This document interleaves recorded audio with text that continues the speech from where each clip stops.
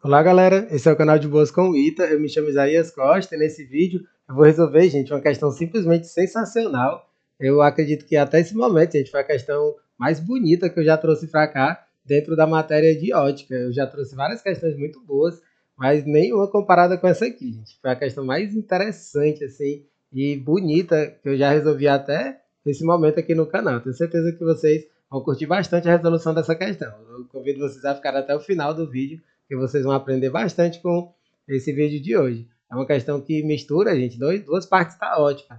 Ela mistura lentes, nessa parte de lentes, com refração. Ela mistura lentes com refração, gente. E assim, essa aqui é uma questão totalmente fora da curva, porque você precisa ter um bom domínio assim de geometria. Assim. Se você não consegue ter uma boa visão assim da parte geométrica, você não sai do lugar nessa questão aqui, gente. É uma questão realmente muito fora da curva. Eu peguei da prova da JSO, Olimpíada JSO 2023. A gente começar a passar a gentileza de darem um like no vídeo, de seguirem o canal, compartilharem com os amigos. Isso ajuda demais, gente. O algoritmo do YouTube reconhecer a relevância desse conteúdo e assim distribuir esse vídeo para mais pessoas. Ela diz assim: dois raios luminosos paralelos e simétricos em relação ao eixo óptico, distantes de 2 milímetros, eles devem ser focados em um ponto. Aqui é um errinho que tem de digitação dessa prova. Eles é focado em um ponto P no interior de um bloco transparente a 1 milímetro de sua superfície, conforme mostra a figura. Para tal, utiliza-se uma lente delgada convergente com distância focal de 1 milímetro. Aí, considerando que o bloco tem índice de refração n igual a raiz de 2, aí ele quer saber a distância L entre o vértice V da lente e a superfície do bloco, ela deve ser ajustada para um valor mais próximo de... Aí, assim, esse aqui é o desenho que vem na questão, certo? Eu vou mostrar aqui esse desenho. Uma coisa que eu quero dizer logo de cara, gente, é que esse desenho ele é horrível, gente. Um desenho muito mal feito e um desenho totalmente fora da realidade, viu? Esse desenho aqui, vou até deixar aqui bem claro, um desenho fora da realidade, gente. Esse desenho aqui não ajuda em nada a você resolver essa questão. Eu não sei assim, qual foi o objetivo deles de colocarem um desenho tão fora da realidade para a questão, porque se você tentar resolver essa questão usando esse desenho aqui, você não vai conseguir. Gente. Vamos por mim. Eu tenho certeza que quem tentou resolver essa questão com o desenho que foi trazido na questão não conseguiu. Porque olha só as medidas dessa questão. Ele fala que esse aqui é 2 milímetros, ou seja do vértice aqui para cima é 1 milímetro e 1 milímetro para baixo. E aí tem esse 1 milímetro aqui dessa parte do bloco, e aí ele fala isso, que o foco dessa lente é 1 milímetro. Aí quando eu li isso na questão, o foco é 1 milímetro, e aí você tem 1 milímetro desde o comecinho da superfície até esse ponto médio aqui dele, aí eu já pensei logo, vixe, tem alguma coisa errada aí. É como diz aquele ditado lá, alguma coisa errada não está certa, né? Porque assim, o que que acontece, gente? Quando você tem a refração, né? Porque essa questão envolve refração. Pela refração, você tem que o raio que vem para esse objeto, ele vai se aproximar da normal, né? Isso? A gente sabe bem disso. Eu estou só trazendo um pouco de teoria aqui, né? Porque a gente sabe disso. Que quando você tem aqui a normal, né? Você tem aqui a normal, o raio que vem de um meio menor, ele vai se aproximar da normal. Então, foi isso que eu pensei quando eu olhei para esse desenho da questão. Beleza. O raio vai vir por aqui assim, e aí ele vai se aproximar da normal, ele vai fazer tipo isso aqui, ó. Ele vai ter um leve digamos, desvio, digamos assim, para como se fosse aqui para cima, certo? Você está conseguindo acompanhar aí, né? Ele vai ter um leve desvio aqui para cima. Então, com certeza, esse objeto ele vai ter que estar relativamente perto dessa lente, né? Só que do jeito que está aqui, gente, está muito errado esse desenho, porque para que a gente represente bem essa largura dele, né? Porque aqui ele está muito estreitinho, gente. A largura desse objeto, ela tem que ser absurdamente maior do que isso, assim, para que esse desenho ele seja coerente, né? Aí, assim, eu vou confessar para vocês, eu demorei mais tempo nessa questão por causa desse desenho horroroso do que por qualquer outra coisa. Assim, se eles tivessem botado um desenho assim melhorzinho, digamos assim, nessa questão, eu não teria demorado muito tempo nela. Assim, eu fiquei um bom tempo até conseguir resolver. Aí eu fiz um desenho super bonito, gente. Aí mais uma vez eu reitero para vocês. Só por esse super desenho aqui, mega bonitinho, gente. Esse vídeo vale todos os likes de vocês. Não deixem de sentar o like aí nesse vídeo, porque é um vídeo que merece, gente. Vamos lá. Esse aqui é um desenho mais coerente, gente, com essa questão, porque Olha só, ele está falando que o foco dessa lente é 1. Né? Aí assim, o desenho dela é perfeitinho para a gente resolver, é esse aqui. Eu pus uma dimensão bem maior para eu querer pegar o máximo do espaço aqui do Word para que a gente consiga ver bem os cálculos dessa questão. Aí o que a gente tem que observar aqui? Gente? Que o mais importante é o seguinte, são esses raios que vêm aqui do paralelo, né? Porque pela teoria de lentes, o que acontece? O raio que vem paralelo, ele vai vir em direção ao foco da lente. E aí eu já fiz aqui o desenho, ó, uma distância de 1 milímetro, desde a lente até o foco dela. Eu vou até colocar aqui o Vzinho de vértice, né? Que esse pontinho V aqui é o que a gente chama de vértice. E aí a gente tem que se ligar disso, que teoricamente os raios eles iriam direto para o foco, mas isso não vai acontecer, gente. Eles vão ser desviados, como eu falei, a partir da refração, eles vão se aproximar da normal. Você vê que aqui tem uma leve inclinação, como eu falei agora há pouco. O raio vem, e aí, como esse índice de fora é menor do que o índice de dentro, ele vai se aproximar da normal, tanto em cima quanto embaixo. E aí eles vão convergir para esse pontinho P, ó, porque no desenho da questão ele tem aqui esse pontinho P, que eles vão vir, vão convergir para esse ponto P. E é isso que acontece.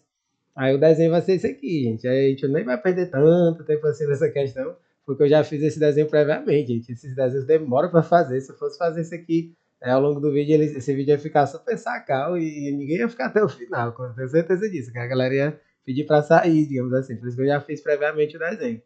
Aí aqui, gente, a gente vai trabalhar com um pouquinho de geometria e com a lei de Snell.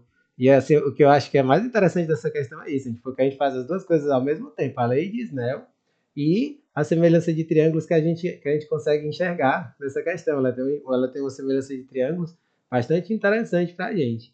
Aí eu vou fazer as duas coisas ao mesmo tempo, gente. Eu vou fazer primeiro a lei de Snell, só que com a lei de Snell, se a gente ficar só nela, a gente não sai do lugar também, gente. É por isso que essa questão ela tem assim uma exigência de geometria assim bastante considerável, né? O que que diz a lei de Snell? N1 seno de θi é igual a N2 seno de θr, onde o N1 é o primeiro meio, o N2 é o segundo meio, θi é o de incidência, θr é o de refração.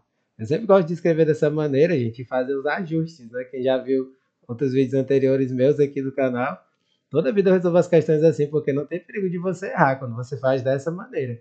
Ó, o índice 1 vai ser o índice do ar, né? Porque ele está no ar. E o ar a gente sabe que vale 1, o índice do ar. E aí a gente vai fazer isso. Vai ser 1 vezes o seno de θi igual a n seno de θr, onde esse n vai ser raiz de 2, gente. Essa é a conta que eu vou fazer agora. Mas assim, a gente não consegue fazer muita coisa só com isso não, gente. Vai ficar 1 vezes o seno de θi, ele vai ser igual a n2, que é raiz de 2, vezes o seno de θr. Mas aí que tá, gente. Só com isso, você vê, beleza, fizemos a lei de não, mas isso aqui vai levar em alguma coisa. Até esse momento não, gente, porque você não tem como saber quem é um, quem é outro, né? E aí essa questão, gente, ela foi feita de um jeito, assim, geometricamente muito perfeito para que a gente consiga encontrar esses ângulos. Não é pela lei de Snell diretamente, a gente vai precisar dela. Mas a gente vai fazer meio que indiretamente pelo desenho, gente. Por isso que esse desenho é importante de ser bem feito, ó.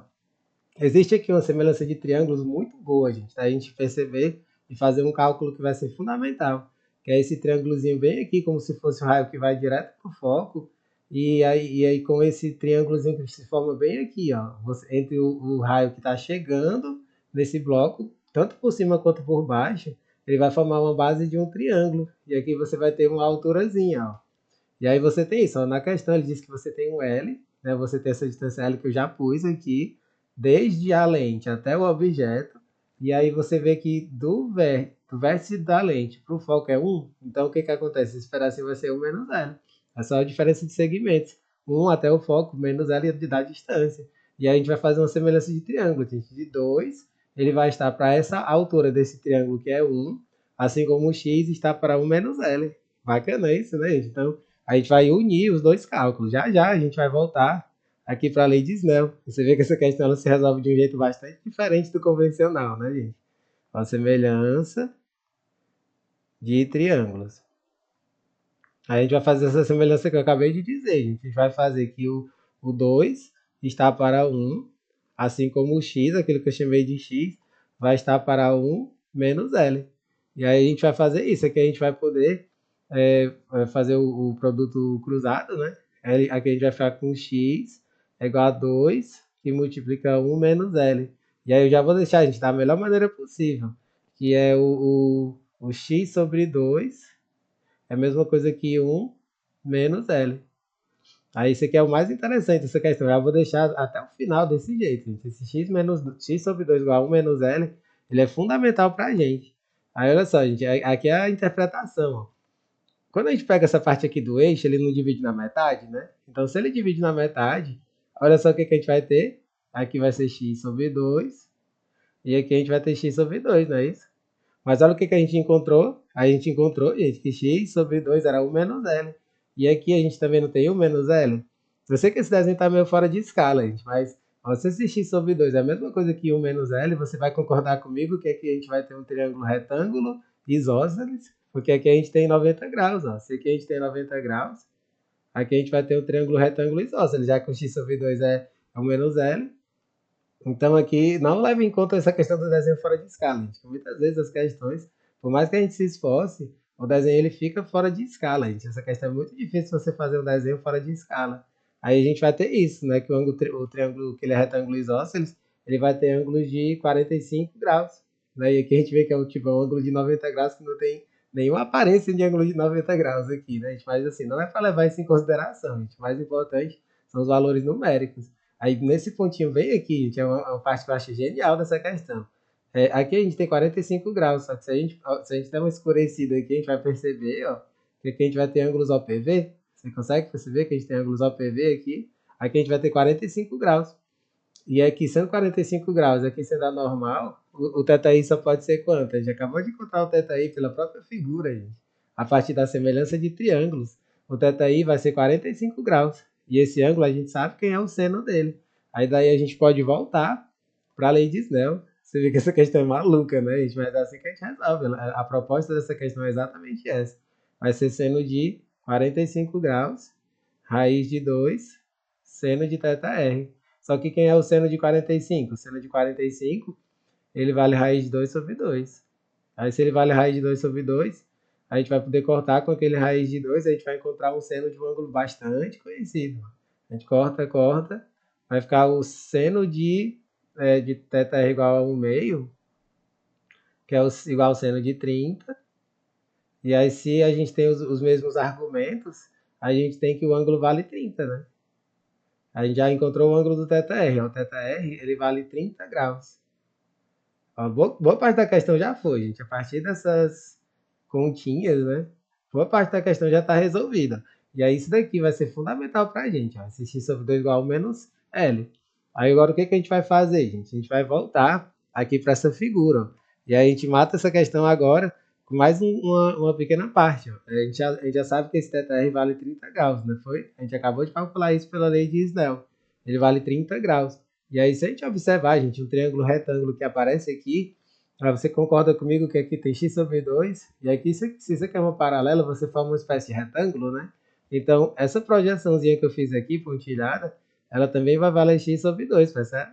Então, esse ladinho aqui vale x sobre 2. Aí, o que eu vou poder fazer? Eu sei que essa distância aqui que ele pegou era tipo o ponto médio desse bloco, né? Essa distância que eu até pus aqui na figura é 1 milímetro, ó, desde o comecinho aqui do bloco até o ponto P vale 1. Então esse 1 eu posso subir para cá, ó. Eu posso subir para cá onde eu estou botando agora. Aí aqui a gente vai matar essa questão com mais uma continha, bastante simples. A gente vai chegar na nossa resposta. Ó. Você concorda que aqui você vai ter tangente de 30? Ó. Tangente de 30 vai ser x sobre 2 dividido por 1. Fazendo mais essa continha, a gente acaba essa questão, gente. A gente vai ficar com tangente de 30. Ela vai ser x sobre 2 dividido por 1. Aí a gente vai ficar com isso. A gente fazendo aqui o produto cruzado, né? A gente vai ficar com x sobre 2. Ela vai ser igual a tangente de 30, que é raiz de 3 sobre 3. Né? X sobre 2 igual a raiz de 3 sobre 3. E aí a gente vai poder substituir. Quando a gente sabe que o x sobre 2 é raiz de 3 sobre 3, a gente vai poder substituir bem aqui. E assim a gente vai encontrar finalmente a nossa resposta. Né? A gente vai encontrar que esse L vai ficar raiz de 3 sobre 3. Só digitar esse 3 ficou meio feio. Raiz de 3 sobre 3, que é igual a 1 menos L. Aí é só jogar o L para um lado, raiz de 3 sobre 3 para o outro. Ele vai ficar 1 menos raiz de 3 sobre 3. Pronto, gente, chegamos ao nosso resultado. Ele vai ser 1 menos raiz de 3 sobre 3. Aí um dos itens ele mostra exatamente isso. 1 menos raiz de 3 sobre 3 é a letra E para essa questão, né? Você vê que questão bonita, né, gente? Como eu falei, gente, esse é o tipo de questão que faz você se apaixonar por física, né? Porque a gente vê que física você dá para fazer altas viagens, né? Como uma questão começa daqui. Assim que ela não tem umas contas tão grandes, assim, mas a interpretação dela, gente, é absurdamente complexa, né, nessa questão aqui. Espero que vocês tenham conseguido entender direitinho. Procurei ser o mais didático possível na explicação. E é isso, gente. Não deixe de dar um joinha no vídeo e acompanhar os próximos vídeos que forem chegando. Valeu, galera!